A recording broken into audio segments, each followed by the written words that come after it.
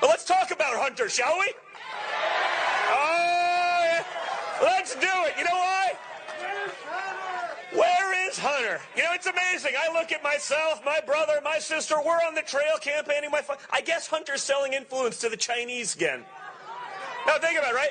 Blue Collar Joe's son, and again, we'll use the big air quotes for blue collar because it's the biggest lie ever, right? His son today owns 10% of a Chinese company that is shipping jobs out of Michigan to China.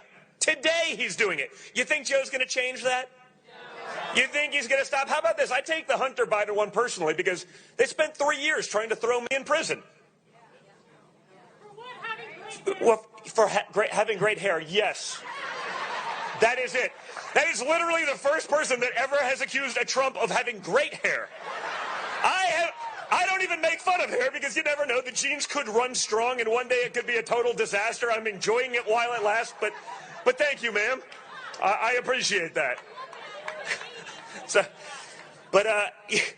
have no idea what I was even talking about at this point. But, Hunter, yes. So after 3 years of trying to put me in jail because they accused me, falsely, of doing a fraction of what Hunter Biden was actually doing. Think about that.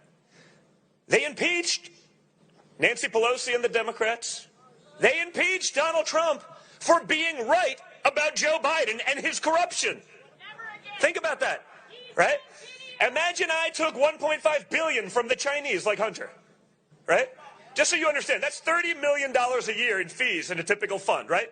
$30 million a year to the Bidens from the Chinese government. You think they did that because Hunter's this great investor? I mean, we've seen the pictures, right?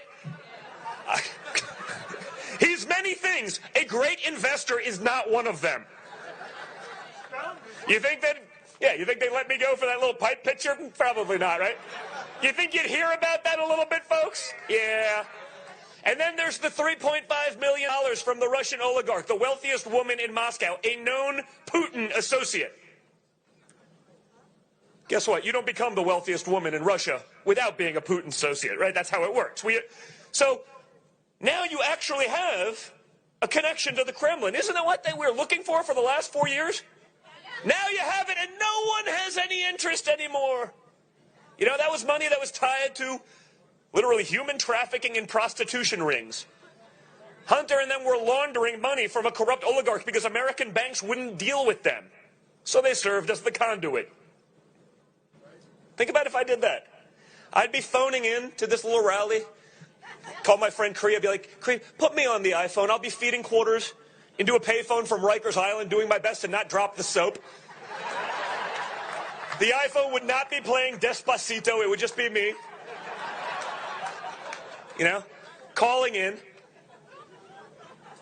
It's funny because it's true. Don't want to drop the soap. No. But again, now that we know it's the other side, 4 years of investigation, no one has any interest anymore, right? The FBI, the CIA that worked with the Obama-Biden administration when Joe Biden unmasked me 8 days prior to the inauguration, no interest anymore, huh? It's funny how that works. Now you have the emails, right? You saw that. The New York Post broke these things, and the people in the media and Facebook and social media and Twitter and they're attacking the media for publishing the truth. Now, no one's actually come out and denied that these emails are accurate. I mean, that's what's scary. Meaning, hey, if you're caught selling influence, you say, this is nonsense, I wasn't doing it. You actually say it much harder than that. But I can't do it because of young people for Trump. Okay? You'd say something. But instead, Joe Biden calls a lid and hides in the basement for 4 days, knowing that the media will do his campaigning for him, knowing that they will cover it up. You saw what Facebook did. They wouldn't share the link. Again, they just decided that. It wasn't like it went through their fact-checking process, right? I mean, we've all been fact-checked. We're conservatives, right? You put up a two-way post. You put up a pro-life post. You put up a Christian post. Oh, God. Just analytics go through and get crushed. I'm on Instagram right now, I'm getting 20% of what I got last week on a typical post because I'm not afraid to be vocal. Okay? But it didn't go through their fact-checking process. They just know it's bad for the Bidens, so they're going to pretend as though it doesn't exist. They won't link to it. I mean, that's election interference. It's disgusting. And more importantly, we knew the Second Amendment was under attack. We understood that the First Amendment was a little bit. I mean, it's not like the media's been unbiased for the last few decades. It's particularly gotten worse. Trump derangement syndrome has fully kicked in, and they've lost their damn minds. But we knew that was bad. But when you think about that, Facebook deciding not to share that to millions of people, they say, I read an article that at least 50% suppression from getting that information out there, to stop the American people from knowing that the person that could be president, one of the two people running, is literally bought and paid for by foreign governments. Again, no one from the Biden camp has denied it. So rather than say, hey, maybe this is a big deal, maybe that compromise could be really bad for America. Maybe he'd continue, which of course he would, to sell your jobs over to the highest bidder on the other side for Hunter.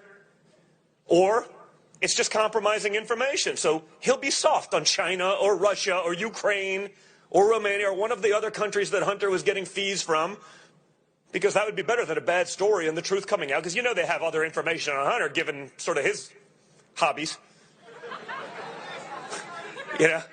Of course it's a national security threat, but they won't even talk about it. So think about it, guys. If Facebook will run cover for that kind of insanity, now that you have all of the things they hoped and prayed and dreamed. Now, they don't pray. We know that. But just pretend. All the things they hoped the Trumps were doing, they were actually doing on the other side. But now they have no interest. But if you don't think, after watching the last 72 hours, that the First Amendment, your freedom of speech, your voice, you think that's not on the table right now, you haven't been watching.